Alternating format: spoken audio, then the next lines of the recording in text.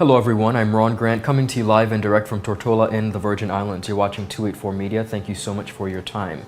Journey to Elections 2023. Of course, we are giving you the opportunity to meet firsthand the candidates that are vying for the House of Assembly. Joining me today are the two women candidates of the Progressive Virgin Islands movement, the at-large team, particularly Ms. Ingrid Moses-Scatliffe alongside Shaina Smith-Archer, of course, outlining the state of the territory and what they plan to do to improve, as well as their team who are going to be representing within this upcoming election. We'll be right back after a quick commercial break. Yep, that's me. You're probably wondering how I got here. My name is Kamal Haynes. Most of you know me from 284 News, but now you get to see me in a different light on my very own show called Health is Wealth. We have Joel Turnbull. I don't want you to arch your back when you're pulling down. Milton McLean. First of all, right, your footwork. Stephen Payne. That was a 9 out of 10. I know you got the service down pat. Steve Augustine. You did a pretty hard workout today, so perhaps... And as you can see, it's actually you're feeling it. Alonzo Boynes. Taekwondo. Adam Murrows. I'll speak as if you're an absolute beginner. I am an absolute beginner. You are an absolute beginner. And Seth Graham. It bites. It will bite. Get your water, get your fruits and veggies, and experience a wealth of knowledge about getting healthy. Welcome back, everyone. Once again, thank you so much for sticking with us. As promised, I'm joined by the two women at-large candidates of the Progressive Virgin Islands movement, Ms. Shaina Smith-Archer alongside Ms. Ingrid Moses-Scatliffe. Ladies, welcome to our set. Thank you for your time. Thank you for having us, Ron. Thank you for having us. It's an absolute pleasure. As I mentioned before, we are on the road. Here at 284 Media, we call it the Journey to Elections 2023. And you two women are a part of an at-large team. Of course, the others are Mr. Stacey Mather alongside Chairman Ronnie W. Skelton. I want to begin by asking, why did you deem it necessary to choose the Progressive Virgin Islands movement in this present climate? Shaina, you would have ran with the Progressive Virgin Islands movement before. Why did you return to this movement? Well, I think, Ron, the main thing for me, or the main reason, would be for consistency, one, and the platform that which we stand on. We talked about in the last election about the importance of integrity, accountability, transparency, hope, empowerment. And, you know, over the 4 years, it's basically been a testimony of why those are necessary at the level of leadership for the country, and having persons that essentially, you know, subscribe to those as part of their value system, to say that, you know, when we go in to govern a country, we have to do things in an accountable and a transparent way, not just because, you know, someone says we should, but because it is the right thing to do. And of course, you know, I am back. I've been working with Honorable Skelton for 20 years. So since I returned back home from college in 2003, I have worked with him in various capacities when he was the Minister of Finance, the Minister of Health, and continued on. So I feel that he has proven leadership for the time that we are in now, and it's important for him to have a team of persons that have different skill sets to be able to get the job done. Okay, and Ms. Moses-Scatliffe, why did you choose the Progressive Virgin Islands movement? Considering the present time and the challenges that we are being faced with, and Shaina mentioned the platform, integrity, transparency, accountability, hope, empowerment, inspiration. Those are attributes that I subscribe to, and it was very important for me, if I'm going to make this move, that I have to make it with a group of persons and a leader, in my view, that exhibit those attributes. I think it's critical for us to understand that this election is not like any other election. It's critical because we cannot do things the way we normally did them. We've been through a commission of inquiry. Recommendations have been made.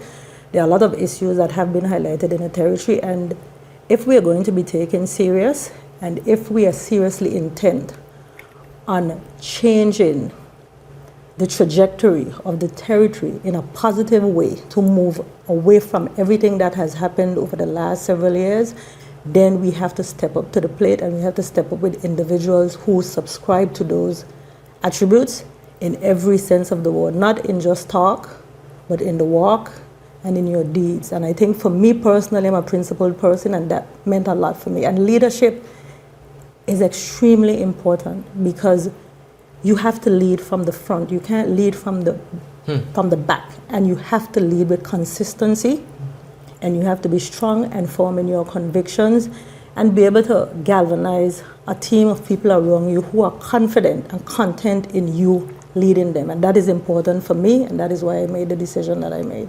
Okay, now, as you both know, we are coming off of the hiatus of celebrating International Women's Day, all across the world, celebrating the accomplishments of women.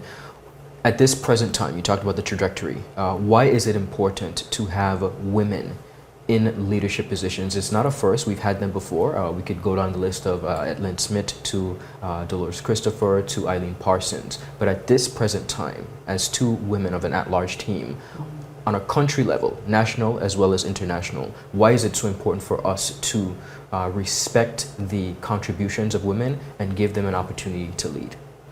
Well, for me, Ron, it's something I subscribe to that Michelle Obama says, that a country cannot realize its fullest potential if half of its population is not represented in all levels of leadership.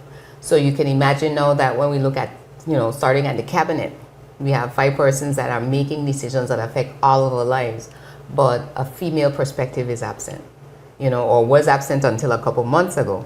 So it's something where we have to look at the importance of, there are differences between the gender. We do approach life different, decisions differently, and having that perspective there is actually a plus.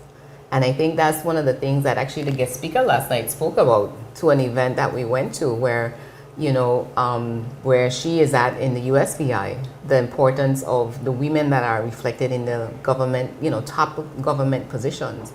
And with that, they have been very effective in getting things done. See, women, as Ingrid said, we like to discuss, yes, but we like to decide and do. Awesome. So that is something where everyone on the team has a role to play, and we definitely bring that perspective, that energy, and I think a temperament. I've heard our leaders say oftentimes, women are usually the calmer ones in the room. So having that, difference also in our temperament, in terms of how we resolve conflict, I think is also very important to keep things productive. I'm glad you mentioned the word temperament. Sitting and having known both of you for some time, you have a different temperament. Tell me about the balance, Ingrid, in regards to of a team having different temperaments and attitudes and way of life. I just want to interject this. Women are the backbone of our society, and that's a fact, proven fact. And it's important more than ever to have. Yesterday was International Women's Day, gender equity. It's important to have women at the table. Their voices are to be heard. We are calm, but we listen. We pay attention. All of the issues, most of them that we're facing now, these are issues that women, they can speak about from A to Z, because we experience them in our lives. We raise a family, we command demanding jobs, we have to take care of our parents, we have to take care of our siblings. We do everything without complaint because we're extremely, it's our makeup. But unfortunately, because politics is a patriarchal system, we don't get the representation that we deserve. And I think it's more than ever now. The place is broken. We need to have women at the table demanding their rightful place, demanding to be heard, because I think we've been quiet, but you have to have a place at the table.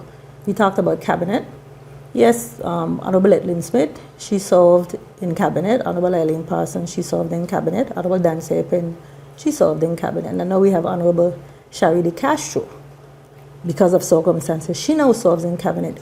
But it must be understood. You have women running for politics, they're driving the parties, they're competent, they're strong, they're capable, but you can't marginalize them. You cannot continue to marginalize their worth. They have a lot to say, and I think more than ever, we have to say it, we have to speak up, we have to shout it from the top of our lungs so that we are heard, because the problems that we are experiencing now, we have a very good idea of how to solve those problems, because they're foundational problems. Problems that we deal with. Yes, they're challenging from a territorial standpoint, but we have to go back to the foundation. We have to go back to the roots. We have to go back to the cause. We have to go back to the societal problems that have caused us to be where we are as a territory. So yes, We bring a sense of calm, a sense of balance, but more importantly, we bring a mindset and a focus and a drive.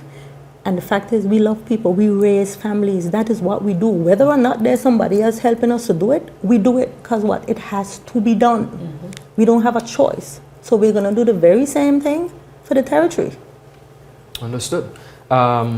Speaking of work, I have to touch on track records. Mm-hmm. For me, as not only a reporter, but a voting member myself, a track record is important. I want to start with you, Shaina. Tell us about your track record. Well, Ron, I've done a lot.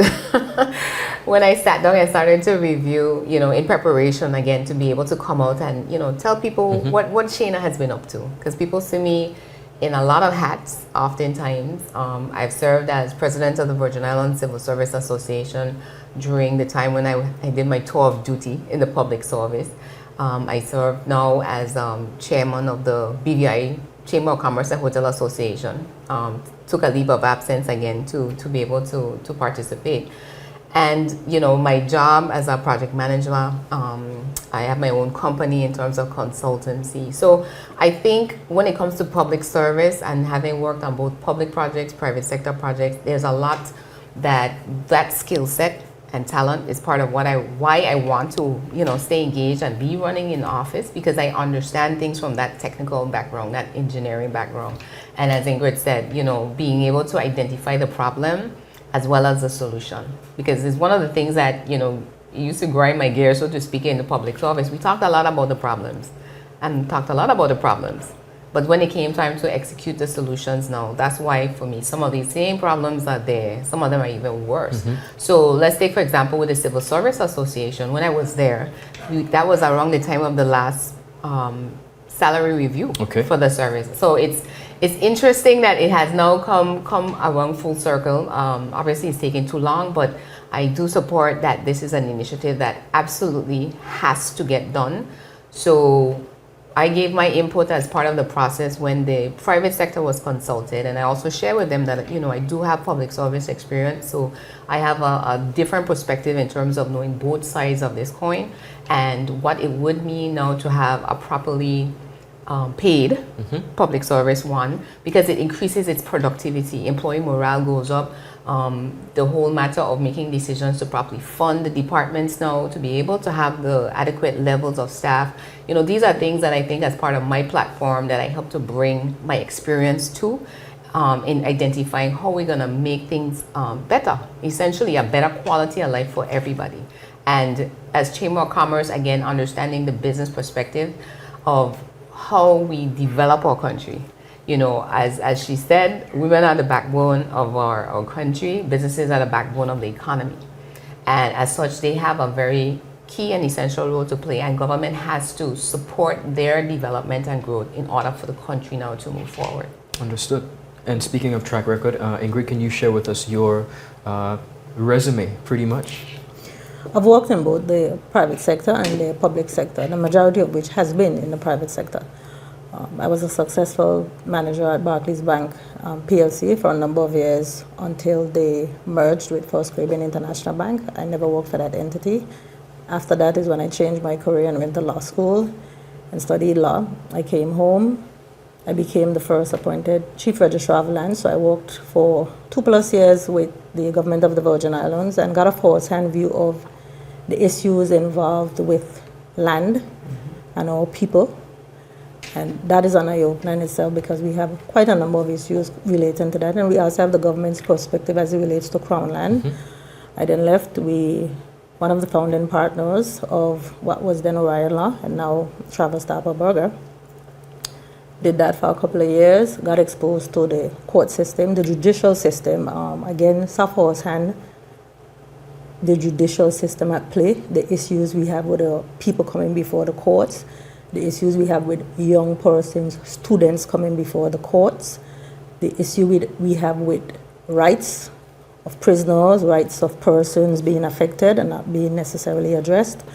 I then was appointed Speaker of the House of Assembly, which back in the public service now, and had an opportunity to see firsthand how legislation is made, how the government actually works, and had a good opportunity where I sat to see the best of what the public service has to offer, but also the parts of the public service that has a lot to be desired and needs to be fixed.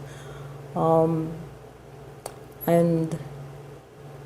that is very important. While I was Speaker, I was on the executive committee of the Commonwealth Regional Parliamentary Association for several years, and had an input of the direction of the regional CPA. I represented the territory at several conferences, made presentations, had some of my presentations actually printed in magazines in the various territories. We also had the opportunity to negotiate and host the Commonwealth Regional Parliamentary Conference in 2015, hosted that as well as the Commonwealth Women Parliamentary Conference in 2015, and galvanized the Youth Parliament, revamped it, got it started, and they made their debut at that regional parliament in 2015. We also negotiated and was successful in having the Commonwealth Youth Parliament, which should have been held in November 2017, and plans were afoot to have that executed, which would have seen over 70 youth coming from the Commonwealth, not just the regional, but the Commonwealth, which is, we know how many countries are in the Commonwealth. And preparation was full speed. We did the training. We were full in gear to have that done, and then the hurricanes came, so clearly we couldn't execute that. But I had the opportunity to gain a lot of exposure. I learned a lot from sitting in the seat of the House of Assembly, being exposed to other parliamentarians from around the region, around the world, and learned quite a lot. I was taken on the fold, but once you're willing to learn, you show the initiative, then you get the best of what there is to offer. So I do think I have a balance. It's private sector, so I understand the issues we're having with the banks now. We've regressed actually 20 years, because what we had 20 years ago, the bank I worked in had 3 branches: the main branch in town, a branch in Virgin Gorda, a branch in East End. The branch in Virgin Gorda and East End opened every single day. The branch in Virgin Gorda had Virgin Gorda employees. We had the bulk of the business. We had 6 ATMs, East End, West End, Naniki, Moorings. We were putting an ATM in Anigada. That is where we were when I left the bank in 2002 at the end of the year, December. And to this day, we don't have a physical presence every single day in Virgin Gorda. That's sad. And that says to me, yes, banking is a business, but more importantly, it's community. We have a responsibility to ensure that all people have access to banking services. We have a number of small businesses. We have to be able to give them opportunities. So we have to do much better than what we've been doing, because if that was happening 20 years ago, till now we can't get a branch open full time at one of the most thriving sister islands, we have major problems. Completely understand. I'm so thankful for you both sharing your track record, given the extensive level of experience in project management, of course, at the banking and legal field, Civil Service Association, being the voice of business, particularly during the COVID and aftermath of Hurricanes Irma. As a part of an at-large team, I have to ask you both, what are some of the key areas of focus that you intend to rally for once elected?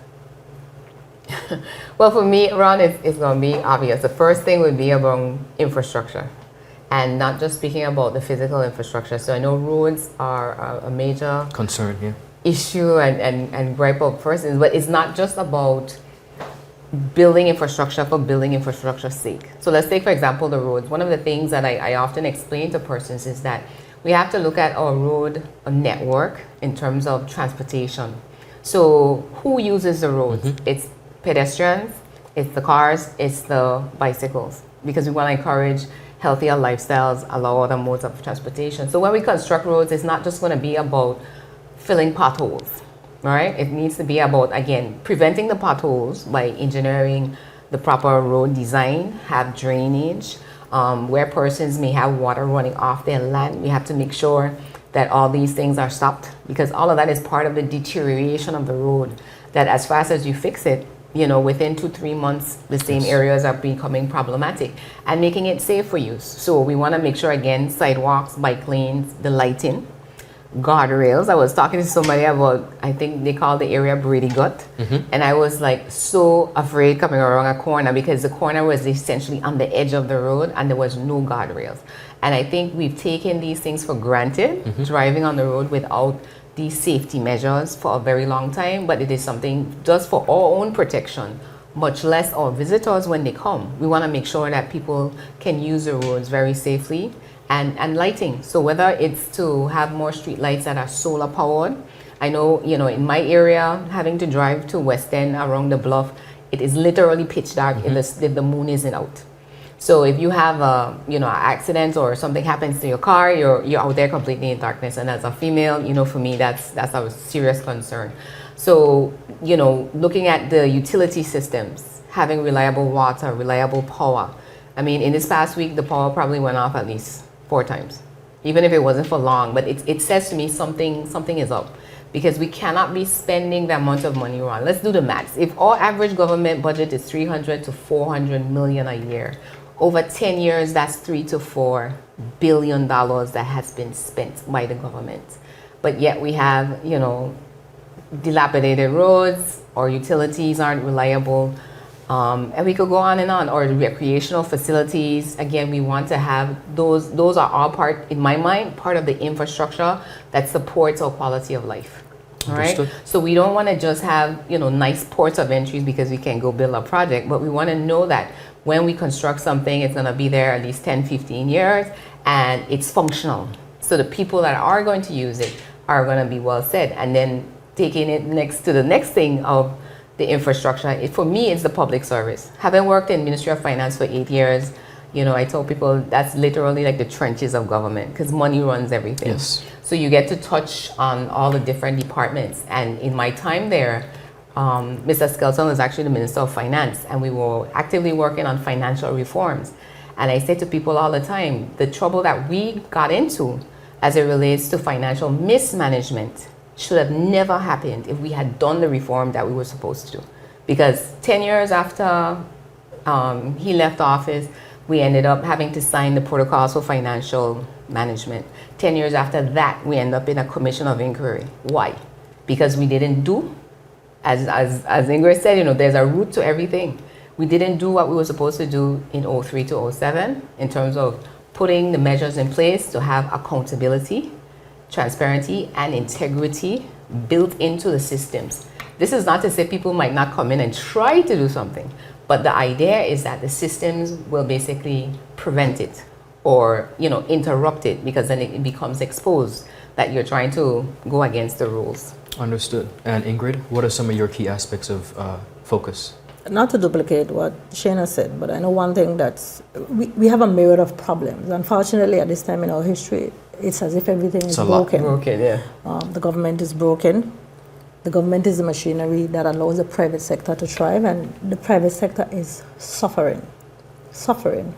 I'm a business person, so there are mechanisms that have to be put in place to the roads, even if it's just the main road to go from East End to West End, that has to be fixed so that when you traverse, don't deal with the side roads, because we have to prioritize. You can't fix everything right away, but we have to prioritize what's important and to ensure that people feel a direct result of the change, something tangible.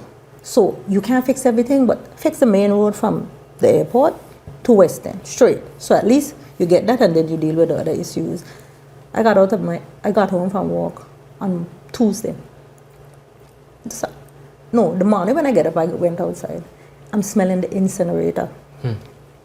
The incinerator, I'm smelling the burning. That has to be fixed. There's a direct correlation between that and our health. People are suffering asthma, sinuses, allergies, has to be fixed. The cost of living, we have a trade commission that's set up. It needs to do what it has to do and get the ball rolling. The cost prices are too high. Persons aren't feeling the tangible result that needs to be felt. I can't imagine when I go to the supermarket and I see the prices, how do people manage with multiple children? You cannot. It is ridiculous. That cannot continue, so something has to be done. There are a number of things, but we have to prioritize direct. You have low-lying fruits, you have top. But people have to be able to feel it to know that there's a difference, because right now people are hurting. Everybody is hurting. So, and health, big issue, and they all go back to social. So we have water issues, road issues, government issues, labor issues, work permits. There are very good people in the public service because I worked with a lot of them. But salary compensation is key. We have to compensate people for the work that they do. Teachers, police officers, public officers, those are the people who nurture us from. Absolutely. Those are the people who protect us. So we have to do what needs to be done with them so that you can feel the direct relief and not feel so despondent as if there's no hope. So that is a challenge. We now have to ensure that there's some key things that are implemented, and we set a course. We have to have a plan, which we do, as to how these things are going to be implemented, so that persons can feel some sort of satisfaction that, okay, some relief is on the way. I can feel it coming. And I just want to add something to what she said, that our focus, and it might be because of us being women, is always going to be around how are things affecting people.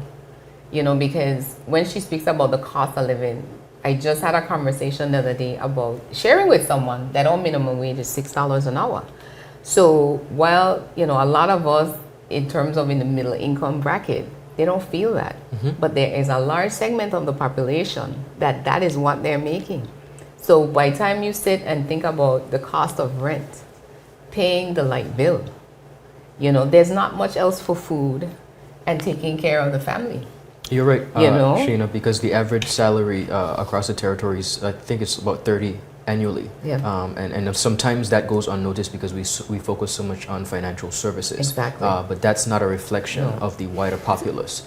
So imagine a family or individual trying to survive off of $30,000 a year. Our GDP has always been flawed because a small proportion of the sector, albeit it makes the most revenue, For the government. is small than the bigger container. So when you do the math, it seems as if the GDP is high. But the majority of people are We not don't making see that. it, yeah. Indeed. And that has to be, again, that's when we talk about quality of life. You need to be able to take care of your family, and whatever those things are that we need to put in place from a policy standpoint. You know, looking at our social services, you know, we're currently going through a reform of the assistance grant. We have to make sure that whatever this new system is, that it actually works to help people. And it's not just something that's there that's going to frustrate them, you know, and they're still going to be coming to others, particularly politicians, asking for help. Because it says to me then that the systems aren't working the way they're supposed to. So whether it's that this person needs assistance because they cannot work, or they need to be given a job opportunity so that they can provide for themselves. And it's not that we're trying to create welfare, because some people get nervous when they start hearing about assistance, but public assistance has a role to play in every society. And as we said, you know, we can't go in and necessarily go and change minimum wage overnight, but we definitely can address the assistance program and say we need to make sure that we're dealing with these problems here. And those are things that your quality of life will be the better for it. Ladies, I want to thank you so much. Obviously, I could speak to you for endless time. Of course, we'll have another opportunity to discuss your plans and preparation. But for the meantime, thank you so much for coming, of course, and highlighting. Again, everyone you heard from Ingrid Moses-Scatliffe alongside Shaina Smith-Archer, the two women who make up the two women, part of the PVIM, Progressive Virgin Islands Movement at-large team. We heard from Ronnie W. Skelton, the chairman, and of course, we will also be hearing from Mr. Stacey Mather. The Journey to Elections 2023, we are honored to be able to bring you the candidates that are seeking to represent us in the House of Assembly. Ron Grant for 284 Media. Have a beautiful rest of the day. Bye-bye.